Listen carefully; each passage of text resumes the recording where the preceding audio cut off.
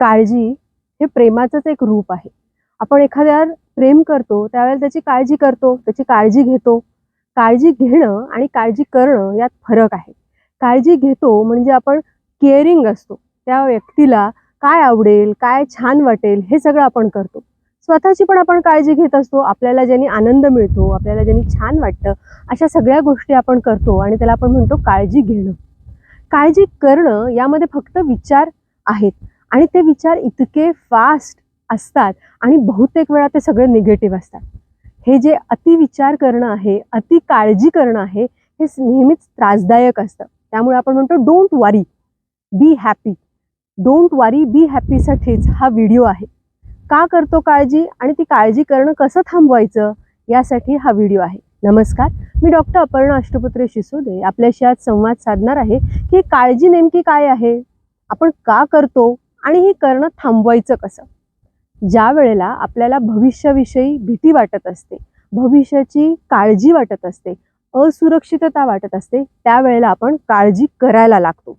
आपले विचार सुरू होऊन जातात काळजीच्या अँगलनी आणि ते बहुतेक वेळा निगेटिव्ह असतात आणि ते खूप फास्ट पण असतात.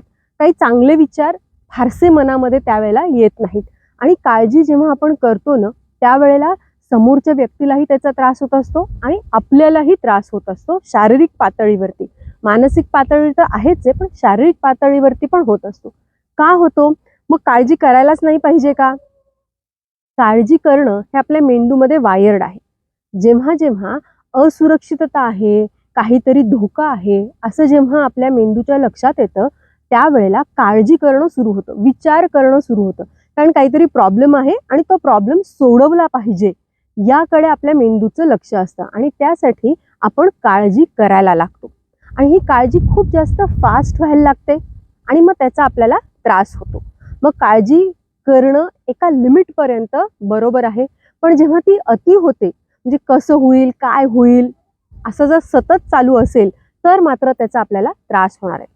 मेंदूची अजून एक गोष्ट आहे की ही जी काळजी आहे ना, ती नेहमी खऱ्या किंवा वास्तववादी गोष्टीवरच असेल असं नाही.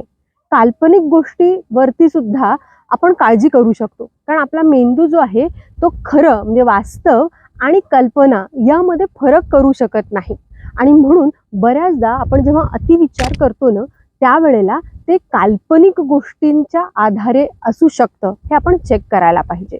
म्हणून ज्या ज्या वेळेला आपण अति काळजी करायला लागतो आहे, त्यावेळेला एक लक्षात घ्या की आपण भविष्याचा विचार करतोय आणि खूप जास्त निगेटिव्ह विचार करतो आहे, कसं होईल आणि काय होईल या संदर्भामध्ये. मग काय करायला पाहिजे?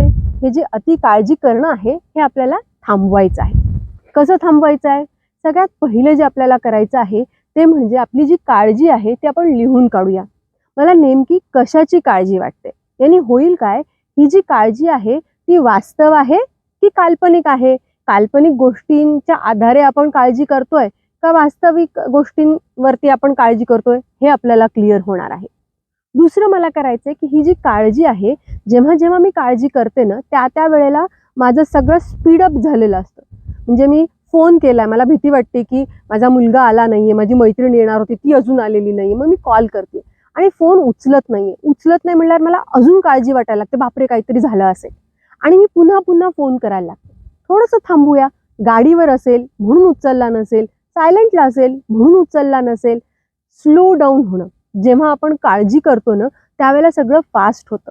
म्हणून दुसरं जे आपल्याला करायचं आहे, जेव्हा आपण काळजी करतोय ना, खूप जास्त अति काळजी करतोय, त्यावेळेला मला स्लो डाऊन व्हायचं आहे. स्लो डाऊन झाल्यानंतर मला जी काही काळजी वाटतेय ती मी कोणाशी तरी शेअर करायची आहे.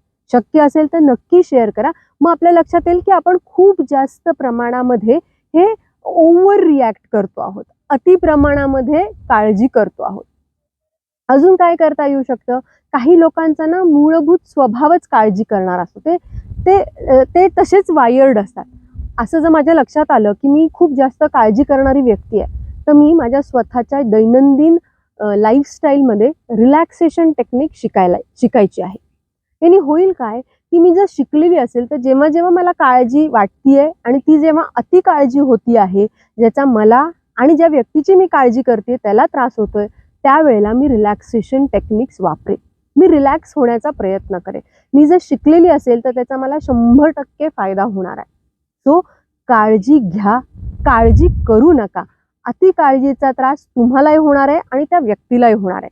त्यामुळे काळजी करणं आपण थोडंसं कमी करूया. आणि काय करायचं आहे, व्हिडिओला लाईक करायचं आहे, शेअर करायचं आहे आणि चॅनलला सबस्क्राईब करायचं आहे.